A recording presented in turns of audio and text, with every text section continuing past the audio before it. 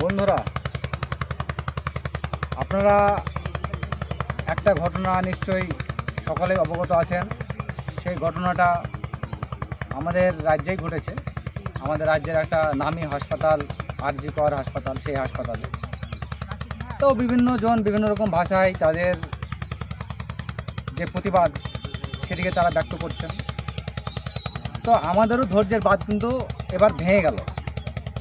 কেন ভেঙে গেল বলছি, আজ দেখুন এই ঘটনাটা নিয়ে বিভিন্ন লোক ময়দানে নেমেছে। তাদের কিছু সুবিধা, কিছু স্বার্থ, সেটাকে চরিতার্থ করার উদ্দেশ্য নিয়ে। আমাদের খারাপ লাগছে একটি জায়গায়, এত বড় একটা নৃশংস ঘটনা, সেটা কি আমরা রাজনীতির বাইরে গিয়ে দেখতে পারি না?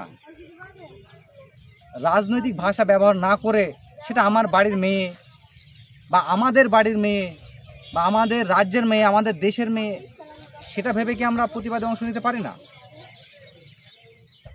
আরও একটি বিষয় আমাকে অবাক করে, আজ কিছুদিনের আগেকার ঘটনা হাতরাস, যে ঘটনাটা নিয়ে সারা দেশ তোলপাড় হয়েছিল, সারা দেশ হাউ হাউ করে কেঁদেছিল। আজ সেই হাতরাসের যে মেয়েটা, সে মেয়েটা কি সঠিক বিচার এখনো পেয়েছে?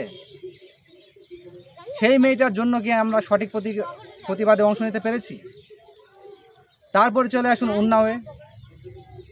উন্নয়ের যে ঘটনা, সেই ঘটনাও কিন্তু কোনো অংশেই কম নয়।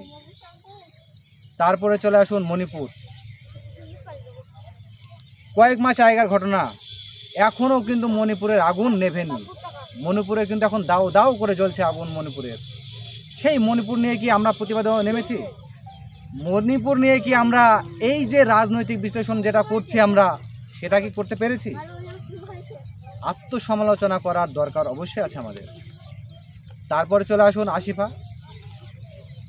আসিফা আজকে যে দুধের শিশু, যে কোলের শিশু, সেই শিশুটার উপরে কি অমানবিক অত্যাচার সহ আজকে ধর্ষণ করে, তাকে গ্যাংরেপ করে, তাকে আজকে পৃথিবীর বাইরে পাঠিয়ে দেওয়া হলো। সেই আসিফা কি বিচার পেয়েছে?